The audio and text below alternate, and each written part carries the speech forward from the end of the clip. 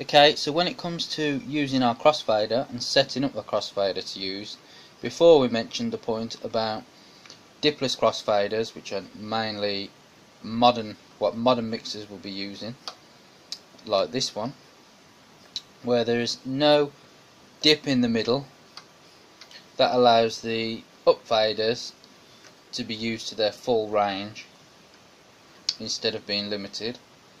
But it also means that if we use a crossfader, or prefer to use a crossfader to mix from point A to point B with, when we get to that 50% travel in the middle of the crossfader, then we have to put that dip back in by lowering the level equally on both sides of the up faders to compensate for it being removed,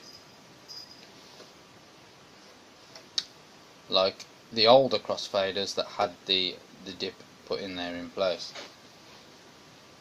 Now we set both our tracks going.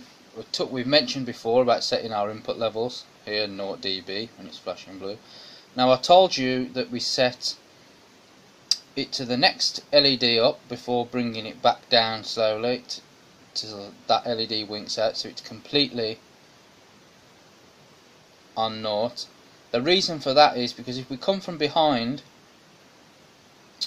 and until the blue light starts to wink, it will start to wink, and then you'll find you've still got more travel to go and more travel to go and more travel to go on the gain until the next LED finally starts to light up. That means that you can end up thinking, oh, I've got it at 0 dB and the other track's set at 0 dB, but when you bring it in it's still a lot quieter, or it could be a lot louder because you've still got more travel to go. That way, by bringing it up to the top one and then backing it off again, you definitely know you're as close as matching it to that same level as you can possibly get it. Now when it comes to setting up the crossfader, if you've got two copies of the same record, that's going to be hard with turntables, or if you're using a modern method of mixing like CDJs, or you can burn the same track onto two separate CDs and use exactly the same track to set the levels for setting your crossfader. It's not necessary, as long as you've got two tracks that are set to the same level. If they're different tracks it doesn't really matter, but I personally think if you've got two tracks that are exactly the same track playing, then everything's exactly at the same tonal quality. You're not going to have any differences to worry about between the two tracks, and you can get that set right. If you've got option to use a USB or a hard drive like we have here on these CDJ 400s, all you have to do is just copy and paste the same track to a flash drive, and you can use that. That's the best method to do. Basically, like what we talked about before, we've set the two input levels to the same volume or the same gain, and we talked before that the master, when it comes to the middle, that the master level will rise when you've got both, when it's 50% in the mix and you start to bring in another track, because it'll peak in the middle and we want to get rid of that. When it gets to peak, we want it to be 0 dB here, no more. Sometimes it can be less because sometimes the tracks will go down in volume themselves for certain breakdowns and stuff, etc. Anyway, but we don't want it no more than 0 dB in the middle, and then of course 0 dB again when the other track is playing on the other side. So we want to keep that uniform, so the master level stays at the same level all the way through, even though the one track's being faded and the other one's being brought in, faded in. Now when it comes to a 4-channel mixer, we have our crossfader selection.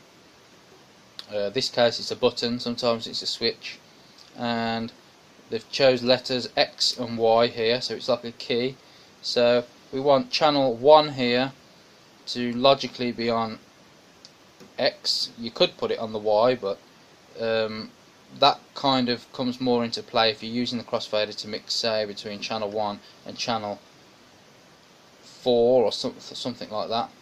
No, channel 2 should be saying channel 4, then channel 2 would logically rather it be on the X than you would on the Y, but in this case we're mixing between channel 1 and 2, so we want channel 1 is selector here at the bottom on X, and up is X, so that goes green, so that's on X on that mouse point, and down, which is the red, is the Y. Now obviously these are off, so they won't correspond, but obviously we bring both up faders up to the top of their travel. You'll see that on the 2-channel mixer it's just got the 1 and the 2 because it's just got 2 channels, and that obviously that goes from A to B or channel 1 to 2. We don't need a selector because there's only 2 channels there. So to do this we need to put both our up faders at their uppermost volume. We've got this on there. We can just have a quick test. It's playing out now. The master level 1. It's gone from that point to point A. If we put it in the middlemost section and we monitor the master, you can see there it's clipping because they're both in the middle. It's clipping. It's gone up higher on the levels there like we expected, and then as it's at the 50% marker on the crossfader, we can now at the same rate bring both up faders down a touch at a time. It's still winking a little. There we go. We can bring it down at a time again.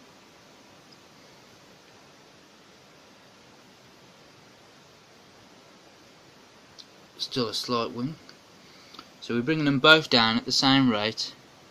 They need to be equally done, otherwise you'll have one slightly louder than the other at one side, won't you? And we keep monitoring until that has gone. Now that seems to have gone. Now so set this one off and this one off again. The tracks have come to the end of their play, so we'll set them back off again. That one will come back up. See, that's what I talked about before at the beginning of a track. They can sometimes be down in level, and then they build back up again. Whilst you're doing this, it's important to make sure your rotaries are I've just knocked that one, but make sure your rotaries are all at the 12 o'clock, locked at the 12 o'clock position, because that will affect the master level. That will affect what the level output, what's coming out there.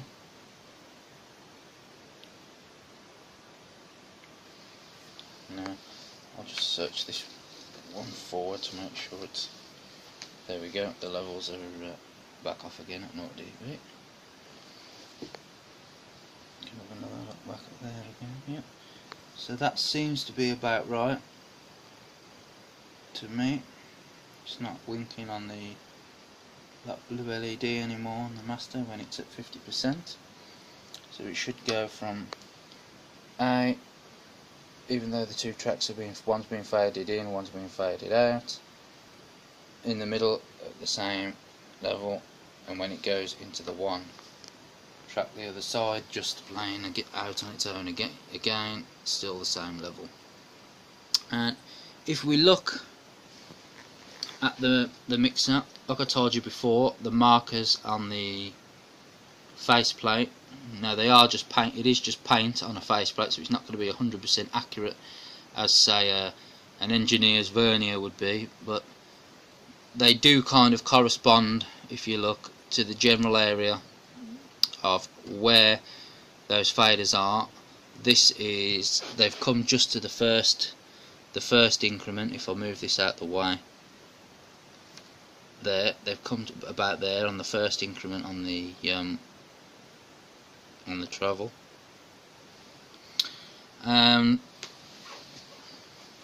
Some mixers, depending on the slope of the upfaders themselves, or the rate of how they go from being loud to quiet, or from quiet to loud, the opposite direction, that point will change. There are some mixers that have that marker that we talked about before, but it's more in the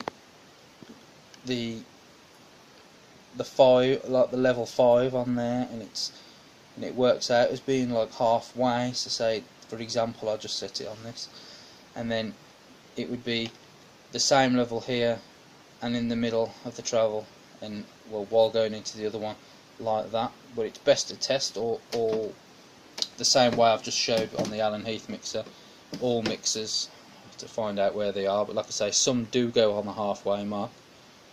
Some have got a single bar about around here, which is a similar situation to this here, these faceplate markings here. So they generally refer to around about the same point, like I told you before, the way where you'll be setting. But it's best to check for yourself manually instead of just using those increments to put the dip in. The crossfader as a curve adjust here from sharp to full cross, which the sharp is more for, say, scratching, so there's no kind of fade on there, it just falls straight in at full volume, full. You turn that obviously towards the corresponding direction to get a mix between the two, anywhere between those two curves. You've got on this mixer a crossfader off. Some mixers will have the crossfader off. I am someone who prefers to use the upfaders, the two upfaders to mix with.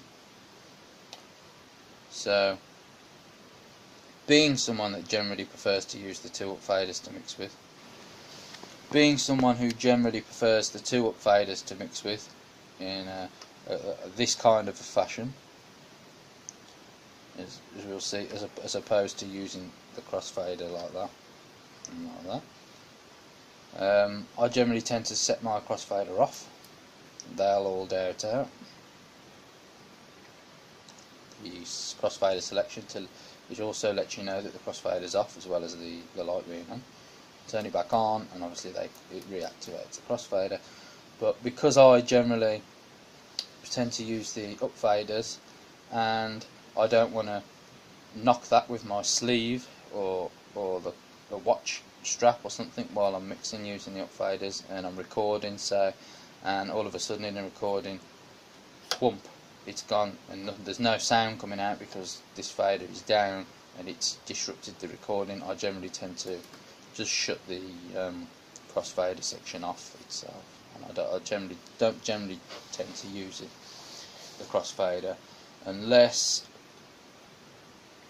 there's a problem with an upfader and it's starting to crackle when moved, and you generally have to leave that static and just use a crossfader to mix with until you get that upfader replaced. But there's 4 channels on here anyway, so I could just pinch one of the I think that there's actually a few inputs, so I don't even have to pinch one of the turntables channels. I can just switch to another input and move the RCAs into one of these channels if I ever have that problem anyway, and still carry on using the upfaders. Now, I'll also give a detailed description of the mixer and certain areas of it, just for the sake of it anyway, so if there's something you're not sure of here, you'll probably pick up a bit later on. Now, I failed to mention at the end of the last video that the master level pot on the Allen Heath won't alter the LED level on the master. It will get louder, when you turn it up, and it will get quieter when you turn it down, but it won't correspond to the LED metering on the master level. That will stay from a point from where it's been set on the input. For some reason that's how the Allen Heath works. All certain mixers have their own different nuances about them, but it does still allow you to do its job and monitor the actual output of the mix there, so we can still use that like we should. The master level meter on the Pioneer, which is the same as most other mixers, does, when we turn the master level pot here, that master level LED level will rise up and down into clipping and back down again, the same as like when we mentioned how we set the input level for the individual tracks channels before. Obviously on these kind of mixers where you do have to set the master level as well as you would the input level, again it's best to set it at 0 dB for the same reasons we mentioned before. Obviously the Allen Heath is one that doesn't do that, it works a little bit differently, but most mixers are like this, where you have to set it on the Pioneer. So that should be that on setting the crossfader. Hold on a minute. Right.